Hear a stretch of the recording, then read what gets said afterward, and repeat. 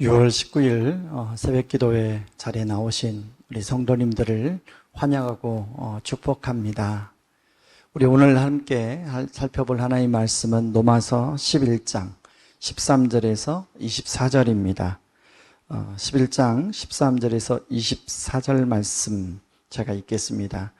내가 이방인인 너희에게 말하노라. 내가 이방인의 사도인 만큼 내 직분을 영광스럽게 여기노니 이는 내 골육을 아무쪼록 시기하게 하여 그들 중에서 얼마를 구원하려 함이라. 그들을 버리는 것이 세상의 화목이 되거든 그 받아들이는 것이 죽은 자 가운데서 살아나는 것이 아니면 무엇이리요. 제사하는 처음 익은 곡식 가루가 거룩한 즉 떡덩이도 그러하고 뿌리가 거룩한 즉 가지도 그러하니라. 또한 가지 얼마가 꺾이었는데 돌감람나무인 내가 그들 중에 젖붙임이 되어 창감람나무의 뿌리에 진액을 함께 받는 자가 되었은즉 그 가지들을 향하여 자랑하지 말라. 자랑할지라도 내가 뿌리를 보존하는 것이 아니요 뿌리가 너를 보존하는 것이니라. 그러면 내 말이 가지들이 꺾인 것은 나로 젖붙임을 받게 하려 함이라 하리니 옳도다. 그들은 믿지 아니함으로 꺾이고 너는 믿음으로 섰느니라. 높은 마음을 품지 말고 도리어 두려워하라.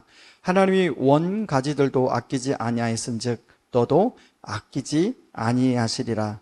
그러므로 하나님의 인자하심과 준엄하심을 보라. 넘어지는 자들에게는 준엄하심이 있으니 너희가 만일 하나님의 인자하심에 머물러 있으면 그 인자가 너희에게 있으리라. 그렇지 않으면 너도 찍히는 바 되리라. 그들도 믿지 아니하는데 머무르지 아니하면 젖붙임을 받으리니 이는 그들을 젖붙이실 능력이 하나님께 있음이라. 내가 원 동감람나무를 돌감람나무에서 찍힘을 받고 본성을 거슬러 좋은 감람나무에 젖붙임을 받았으니 원가지인 이 사람들이 야 얼마나 더 자기 감람나무에 젖붙이심을 받으리랴. 아멘. C.S. 루이스가 쓴 7가지 악과 선이라는 책이 있습니다.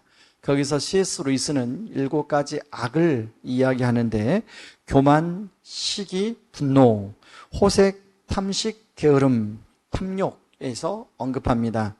그 중에 C.S. 루이스는 가장 큰 죄악, 죄의 시작이 바로 교만이라고 말합니다.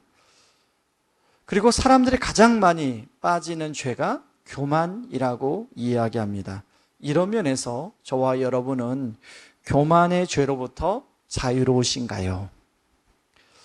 로마교회 공동체는 유대인과 이방인들이 함께 더불어 살아가는 공동체였습니다.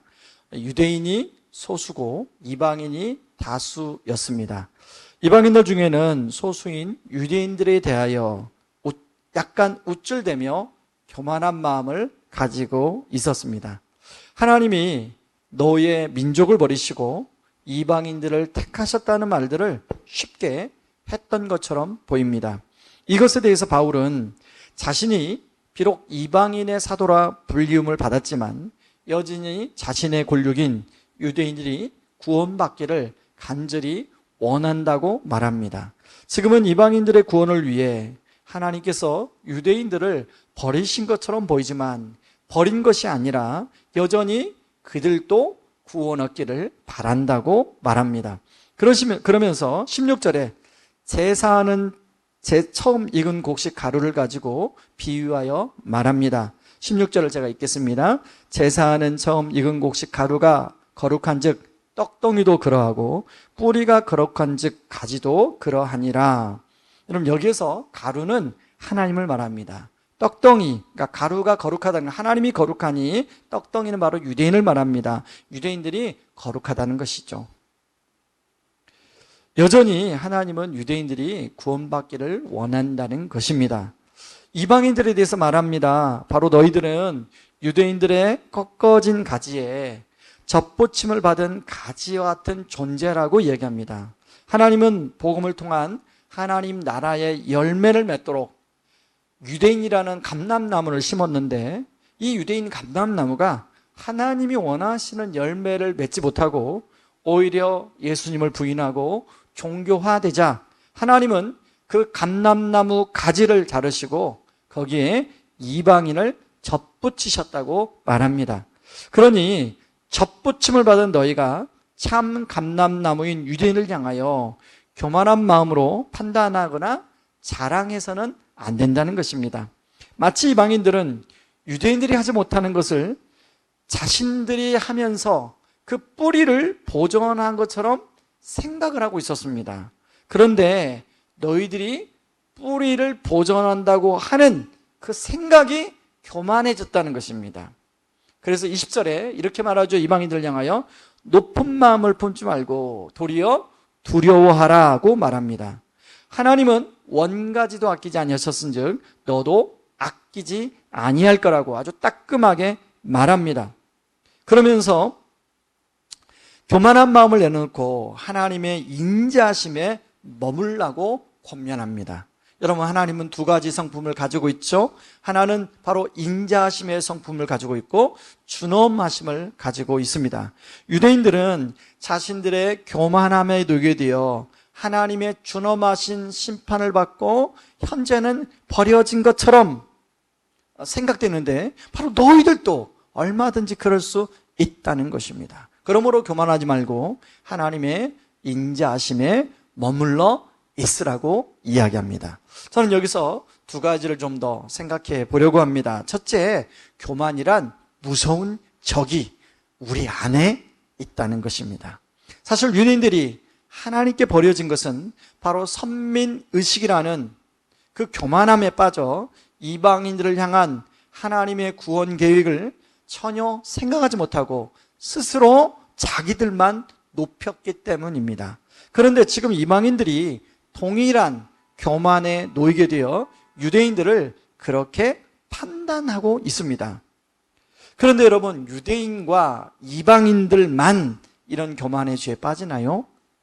우리는 다른 사람보다 조금 뭔가 나은 것이 있다고 생각되면 그 사람들을 무시하고 판단하고 교만에 빠집니다. 영적인 부분도 마찬가지죠. 다른 사람들보다 좀 더 성경의 진리를 알고 내가 좀 더 체험을 했고 내가 많은 신앙생활의 연수가 있고 열매가 있고 그러면 나도 모르게 금세 교만에 빠집니다.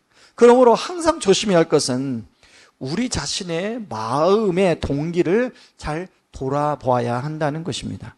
하나님을 알면 알수록 예수님의 사랑을 경험할수록 진리를 깨달으면 깨달을수록 더욱 겸손히 다른 사람을 나보다 낮게 여기고 존귀히 여길 수 있어야 합니다.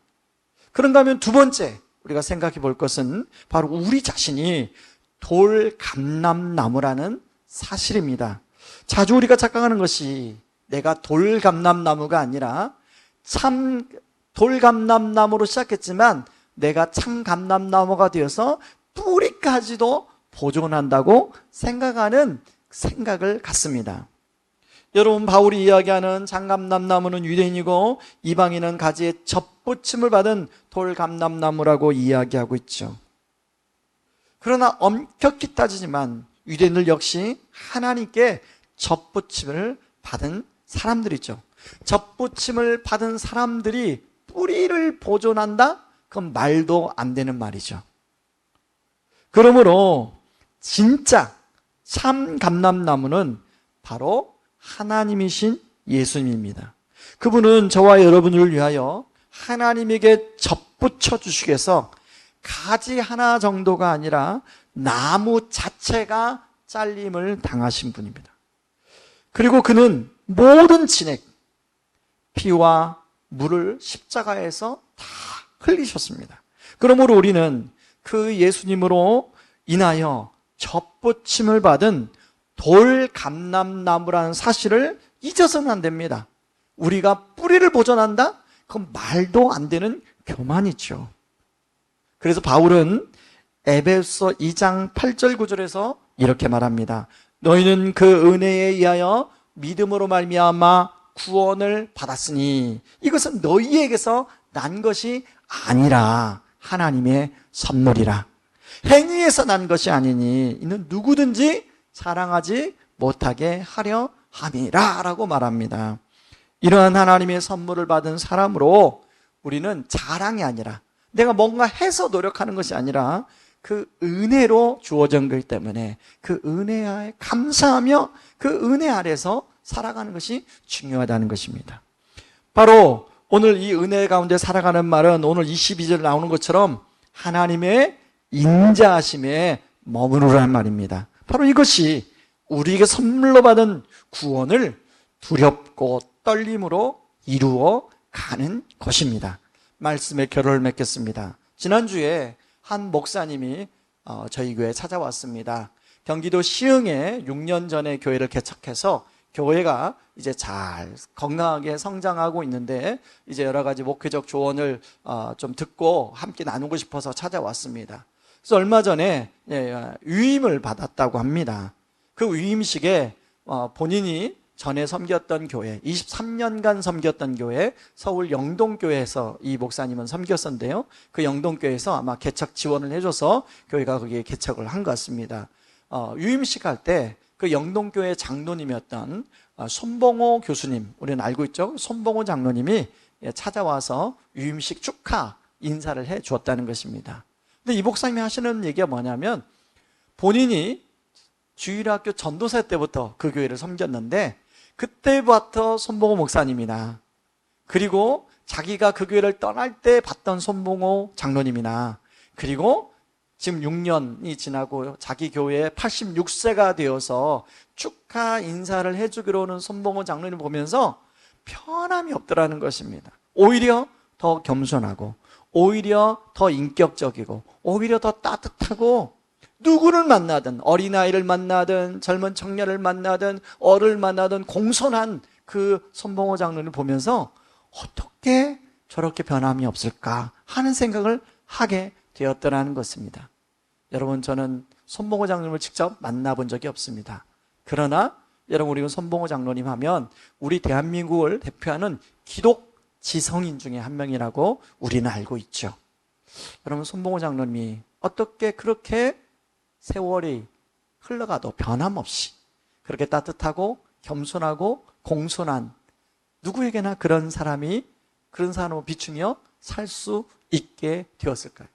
저는 그 비결이 바로 하나님의 인자하심, 예수 그리스도께서 바로 우리를 위해서 그 십자가에서 자신의 모든 진액을 쏟아 부신 그 십자가의 사랑 안에 살고 있기 때문에 아닌가 생각합니다. 여러분, 오늘 하루, 아니 이번 한 주간 또 앞으로 우리의 삶 가운데 하나님의 인자하심 안에 머물며 복음적인 겸손함으로 따뜻함으로 너그러움으로 살아가는 저와 여러분들이 되기를 주님의 이름으로 축원합니다. 이 시간에 말씀 붙들고 우리 기도하기를 원합니다. 첫 번째 기도 제목은 순간순간 내 안에 솟아오르는 교만한 마음과 생각을 십자가에 못 박게 하여 주옵소서.